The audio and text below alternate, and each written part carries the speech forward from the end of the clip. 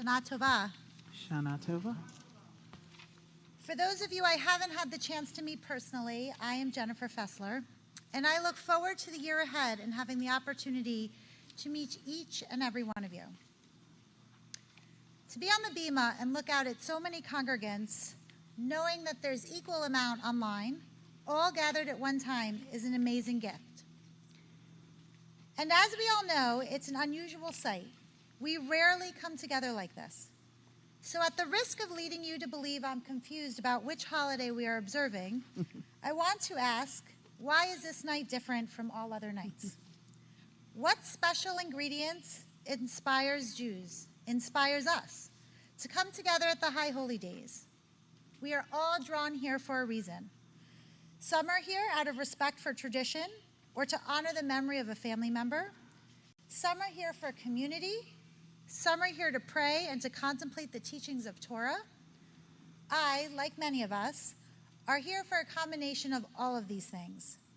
And yet, all those same reasons could draw us together on any Friday night or Shabbat morning.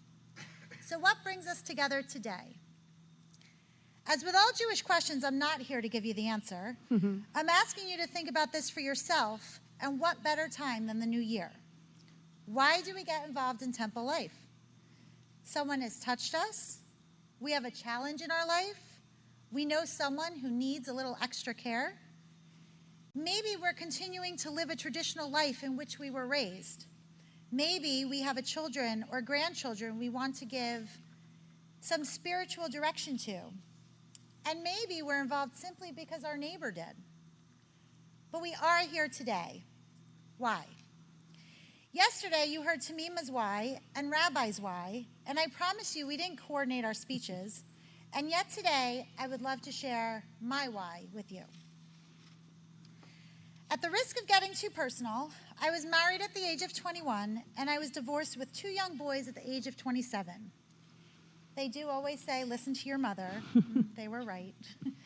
Instead of wasting time contemplating where I went wrong or being angry at the situation, I spent my energies in seeing where I fit in. My boys and I started to go to Friday night services, not really for any particular reason other than I had no idea what to do with myself on a Friday night. I didn't grow up attending weekly services, but somehow this gave my boys and I someplace to go on a Friday night, get some peace from the outside world, and cookies were even thrown in, so it kept the complaining to a minimum. We didn't join any specific community as I didn't yet understand the importance of community and a temple family. So we were visitors at many synagogues. When my oldest son became bar mitzvah age, I knew I wanted to go to the Torah with him. So while growing up in an Orthodox temple, I looked for a Reformed congregation and found Temple Shari Emeth.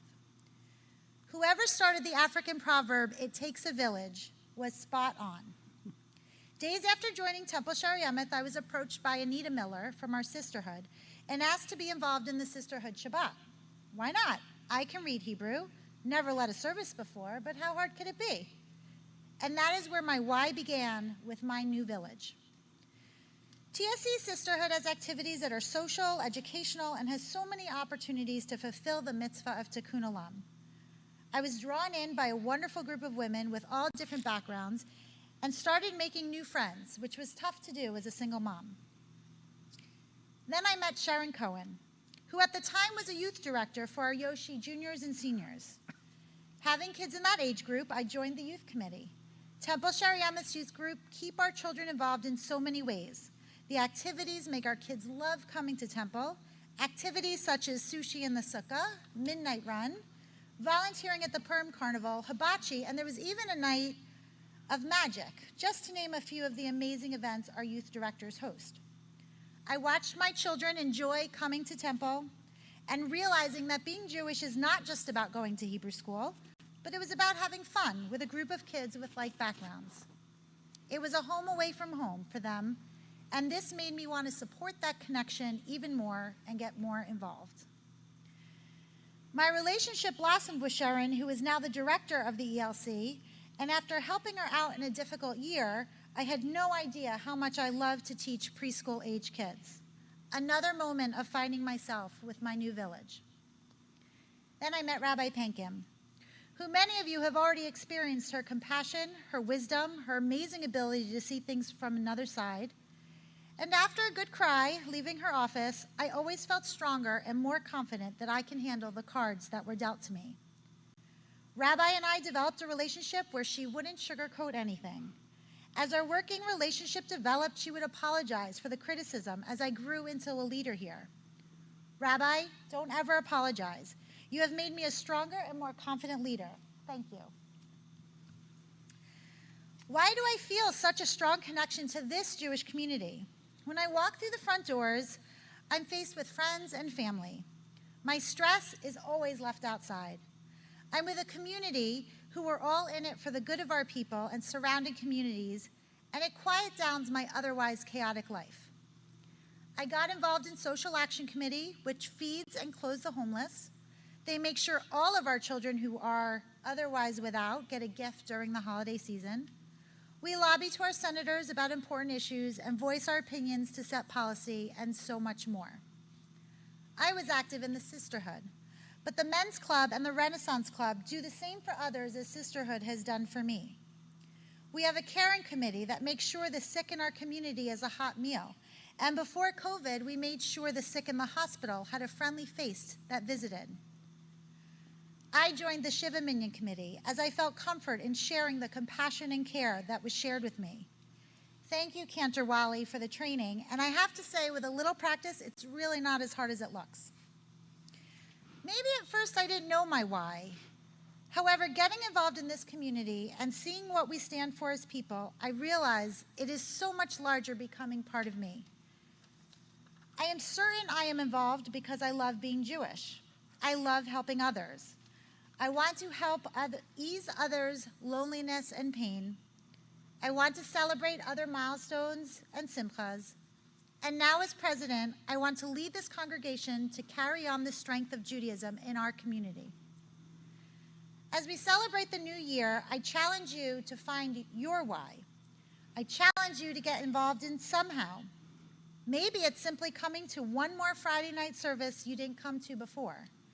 Maybe you explore some adult education series. Maybe it's attending one of our open board meetings. I challenge you to show your children and grandchildren that being part of a Jewish community is important to continue our strength as people. And maybe, along your journey, this community will touch you in the same way that it touched me. You are never too old to find your village. On Sunday, September 26th, we will be having a Zoom committee open house. During this meeting, we will introduce all of the many ways to get involved here at Temple Shar Yameth. I learned that Zoom does not have a max capacity, so I hope to see many of you there. And I look forward to continuing to strengthen our community inside our temple and our surrounding communities. Please visit our website and look at the many events we have already planned. Sukkot will be here in a blink. Save the dates for scotch and soup in the sukkah. And our youth is already planning their Sukkot events with pizza. Yes, it does seem like all of our events revolve around food, but who doesn't love to eat? Our Sukkot family service will be on Monday, September 20th, and the following Monday, September 27th, we will have our Simchat Torah family service. Again, growing up in an Orthodox community, I remember the smile it put on my mom's face to be able to carry the Torah for the first time. Please join us. This afternoon, we will be having our children's service outdoors at the temple at 3 o'clock. I'm so happy that we were able to add additional services outside to keep our children safe. We will also be outdoors for Tashli service tomorrow at 12 o'clock at Thompson Grove Park in Monroe. I have one more announcement before they turn my microphone off. As you leave today, please take a bag and fill with food for our Yom Kippur food drive, along with the flyer of needs for this year. Some of the more important things requested are cooking oil, coffee, that's definitely important, protein drinks, and paper products. It's a tradition in Judaism to make sure that the hungry are fed. As Rabbi mentioned last night, Open Door will be picking up from here on Yom Kippur, and it would be amazing for them to have to make 8, 9, 10, even more trips. For those of you joining us virtually, please drop off your donations at the temple. Any donation, small or large, is greatly appreciated. Let me end by sharing a prayer with you that a friend had sent to me. May this year be of aches and pains. May your feet hurt from dancing at so many simchas. May your arms ache from carrying many babies and lending support to our elders. May your cheeks be sore from smiling too wide. May your palms swell from clapping with nachas. May your back tire from schlepping bags, packages, and deliveries to help friends of the homeless. May your eyes sting from tears of sadness and joy. May your heart hurt for those who hurt. And may your head spin from the joy of seeing the answer to all of your prayers. L'Shana Tova, a happy and healthy new year to all of you.